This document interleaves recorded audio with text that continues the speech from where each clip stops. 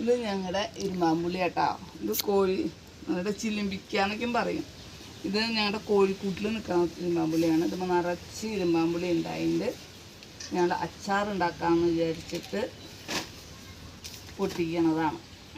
ചെറിയ അധികം വലുപ്പമുള്ള പുളി പൊട്ടിച്ചിട്ട് അച്ചാറിട്ട് അത്ര നന്നായിട്ടുണ്ടാവില്ല. നമ്മൾ കുറച്ച് വലുപ്പം ഒരു മീഡിയം സൈസാകുമ്പോൾ ഇതെല്ലാം പൊട്ടിക്കണം. ഇതിൻ്റെ മേലെ ഞങ്ങൾ കോവക്കായും പടർത്തിയിട്ടുണ്ട്. അതിൻ്റെ തടി നോക്കി നോക്കി നന്നായി വളർന്ന് നല്ല വലുപ്പത്തിലുള്ള കോവലാണ്.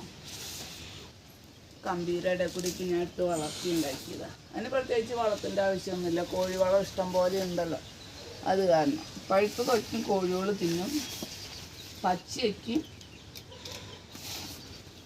നമ്മൾ കുറച്ചൊക്കെ നമ്മൾ പൊട്ടിക്കും. മിക്കപ്പോഴും കോഴികൾ കൂടുതൽ തിന്നും.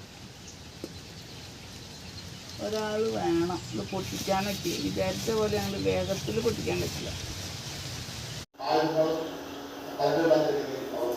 ഇത് പീച്ചിങ്ങ, കറിവേപ്പില, ചോളം, ഗുണ്ടുബദനിക്കായ്, മറ്റ് വഴുതനങ്ങ, കയ്പക്കായ, ഇത് ഞങ്ങൾ ആദ്യം ഉണ്ടായിട്ടുള്ള മൂസമ്പി,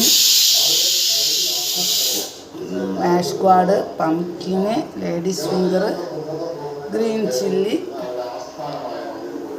മാംഗോ, പയറ്, അമരക്കായ, കോവയ്ക്ക,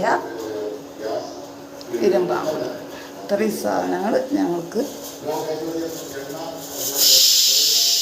ഇന്ന് ഞാൻ പൊട്ടിച്ച സാധനങ്ങൾ അതൊക്കെ.